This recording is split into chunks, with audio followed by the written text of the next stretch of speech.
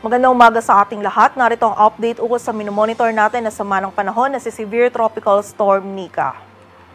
Kaninang alas 2 ng madaling araw, si Bagyong Nika ay nag-intensify pa into a severe tropical storm at huli itong namataan sa layong 690 kilometers silangan ng Infanta, Quezon. Taglay na nito ngayon yung lakas ng hangin na 100 kilometers per hour malapit sa sentro at bugso ng hangin na umaabot sa 125 kilometers per hour. Ito ay kumikilos pa west-northwestward sa bilis na 30 kilometers per hour at sa kasalukuyan po or ngayong araw ay meron na tayong mararanasan ng mga pag-ulan dito sa area ng Bicol Region, maging sa bahagi din po ng Quezon at ng Eastern Visayas, lalong-lalo na dito sa area ng Northern Samar, dulot po ni Bagyong Nika. And also makakaranas na din po tayo ng bugso ng mga malalakas na hangin dito din sa ilang areas ng Bicol Region. So pag-iingat po para sa ating mga kababayan dyan. Samantala, yung bagyo naman na minomonitor natin sa labas ng PAR na si dating Bagyong Marce, ay huling namataan sa layong 770 kilometers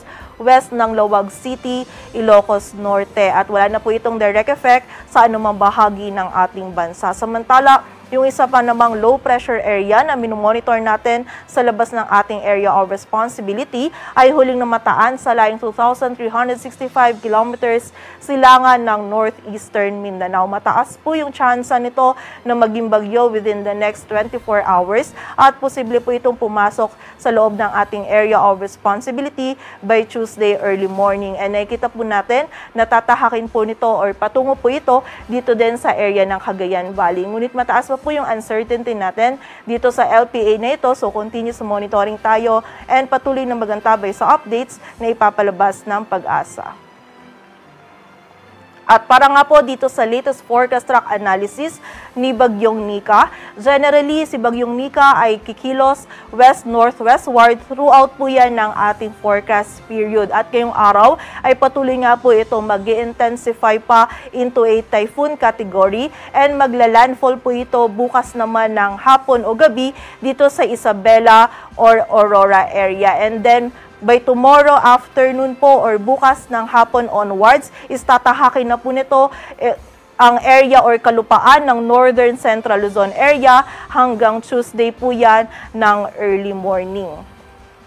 At muli po, sa kasalukuyan niya is nag-undergo ng rapid intensification itong si Bagyong Nika at ngayong araw ay posible po itong mag-intensify pa into a typhoon category. And nakita po natin na maaari nitong ma-reach yung peak intensity nito bago po ito mag-landfall dito sa may Isabela or sa may Aurora area. And habang nga pong tinatahak nito yung kalupaan ng Northern Central Luzon area, is nakita po natin na bahagya itong hihina or magwi-weaken ito into a severe tropical storm. Ngunit bagamat po hihina ito into a severe tropical storm is meron pa rin po itong malalakas na hangin and also na mga malalakas na pagulan na idudulot po dito sa malaking bahagi ng Luzon habang tinatahak po nito itong landmass ng Luzon by Monday po yan hanggang Tuesday early morning.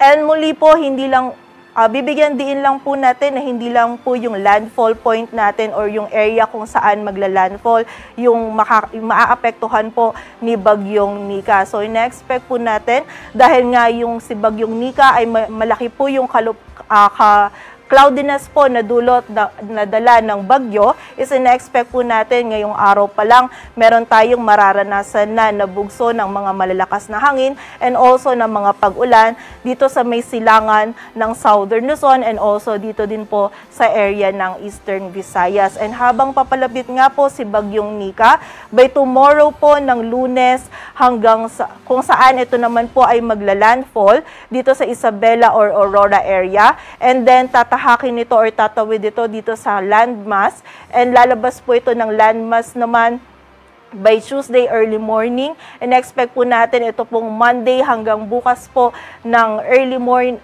Monday po or mula po bukas hanggang Tuesday po ng early morning, ito po yung makakaranas po tayo ng mga malalakas na hangin or dito po natin mararanasan yung peak ng mga malalakas na hangin and also yung mga malalakas po na pag-ulan na dulot ni Bagyong Nika. Dito po yan sa malaking area ng Northern Luzon at Central Luzon. And also, hindi rin po natin inaalis yung possibility na habang tinatahak po ni Bagyong Nika Itong area ng Northern Central Luzon is posible din pong mahagip ng mga outer rain bands nito or nung trough nito or na mga kaulapan po nito itong area ng Metro Manila and yung nearby areas po nito kung saan possible po na habang tinatahak po nito ni Bagyong Nika yung kalupaan, bukas ng afternoon hanggang Tuesday early morning is makaranas din po tayo ng maulap na kalangitan and mataas po ng tsansa ng mga pag-ulan dito sa Metro Manila and sa nearby areas po nito. So continuous monitoring po tayo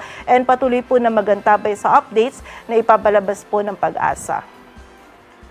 At sa kasalukuyan nga po, meron tayong nakataas na wind signal number 2 sa southeastern portion ng Isabela maging sa northern portion ng Aurora. Samantala, wind signal number 1 naman po sa southern portion ng Cagayan, rest of Isabela, Quirino, Nueva Vizcaya, southeastern portion ng Kalinga, sa eastern portion ng Mountain Province, Ifugao sa eastern portion ng Pangasinan, rest of Aurora, Nueva Ecija, sa northeastern portion ng Pampanga, sa northern and eastern portions ng Bulacan, sa eastern portion ng Quezon, kasama na po dyan yung Polillo Islands, Camarines Norte, Camarines Sur, sa Catanduanes, maging sa northeastern portion po ng Albay, kung saan yung mga areas na nabanggit po natin is makakaranas po ng mga malalakas na hangin na dulot ni Bagyong Nika. So muli po ngayong araw pa lang, meron ng mararanasan na bugso ng mga malalakas na hangin dito po sa silangan ng Southern Luzon. And nakita nga po natin ang highest wind signal na maaari po nating itaas during ng paglagi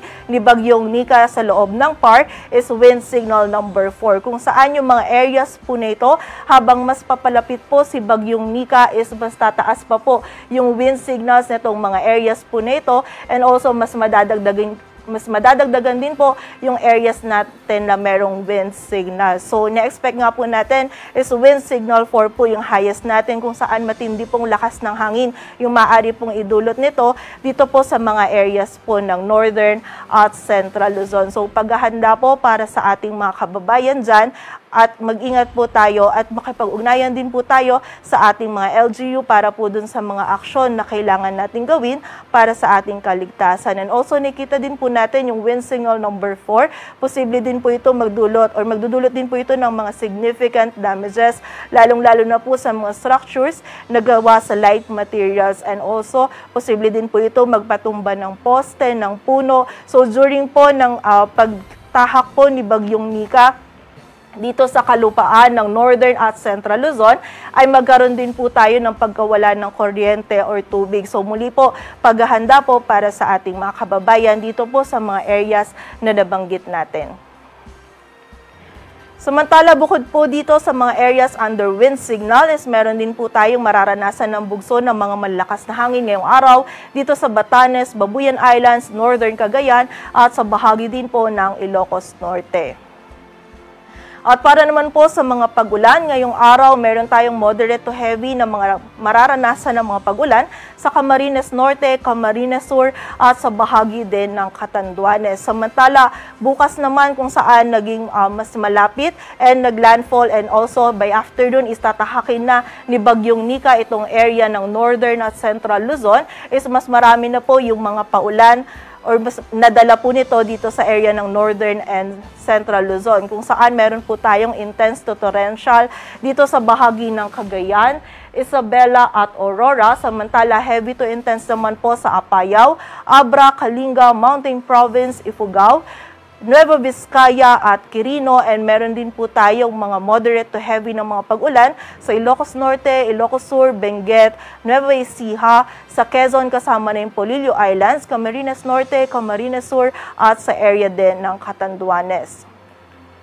Samantala, by Tuesday naman po, mostly ito ay by Tuesday early morning, ay meron pa rin po tayong mararanasan ng mga heavy to intense sa Ilocos Norte, Apayao, Abra, Ilocos Sur, Kalinga, Mountain Province, Ifugao. And also, meron din po tayong mga moderate to heavy sa Cagayan, Isabela, Nueva Vizcaya, Quirino, La Union, Benguet, Pangasinan, sa bahagi din ng Nueva Ecija at Aurora. So, pag-iingat po para sa ating mga kababayan sa mataas na banta ng mga pagbaha at pagguho ng lupa. And also, nakikita nga po natin yung peak po na mararanasan natin yung mga malalakas na pag-ulan na dulot ni Bagyong Nika is by Monday afternoon hanggang Tuesday early morning po. So ina-expect natin na yung mga tuloy-tuloy na malalakas po na pag-ulan na ito ay magdudulot po ng mga pagbaha sa malaking area po, and also nakikita din po natin yung mga malapit po sa sapa,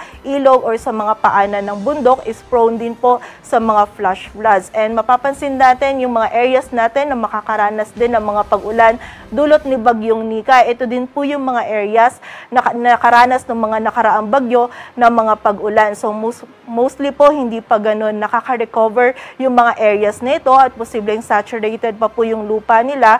So pag-iingat pa rin po sa banta ng mga pagguho ng lupa. And also makipag-ugnayan po tayo dun sa ating mga LGU para mas ma-assess po natin yung ating mga lugar at magkaroon po tayo ng aksyon para po sa ating mga kaligtasan. Samantala, meron din po tayong minimal to moderate risk ng storm surge in the next 48 hours. Dito naman po sa Ilocos Norte, Ilocos Sur, La Union, Pangasinan, Cagayan, kasama na po dyan yung Babuyan Islands, maging sa bahagi din ng Isabela, Zambales, Aurora, Quezon, kasama na yung Polillo Islands, Camarines Norte, Camarines Sur, Albay at Catanduanes, kung saan pag-iingat po, paghahanda at maging alerto po para sa mga kababayan natin dyan sa areas na nabanggit po natin na yan. And muli po, makipag-ugnayan din po tayo sa ating mga LGU para po sa ating mga posibleng paglikas. At sa kasalukuyan po, wala tayong nakataas pa na gale warning, ngunit possible po this afternoon, mamayang hapon po or early noon is magtaas na po tayo ng gale warning sa silangang dagat baybayin po ng Southern Luzon, kung saan kapag nagtaas na po tayo ng gale warning is magiging mapanganib na po yung pagpalaot para sa ating mga kababayan nating mga isda, pati na rin yung may mga maliliit na sasakyang pandagat. And sa kasalukuyan naman po is maalon na po yung karagatan na ating mararanasan sa eastern seaboards ng Isabela, northern Aurora, northern seaboard ng Camarines Norte, sa seaboards ng northern and eastern seaboards ng Polillo Islands, sa northern seaboard ng Camarines Sur, and also sa northern seaboard ng Catanduanes.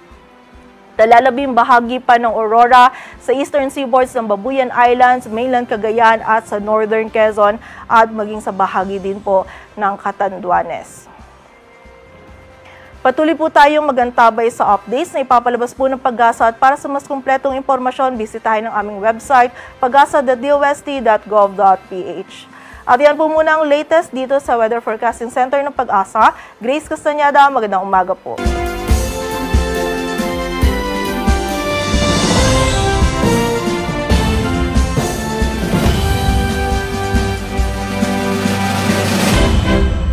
Muli, maraming salamat sa inyong panonood at pakikinig.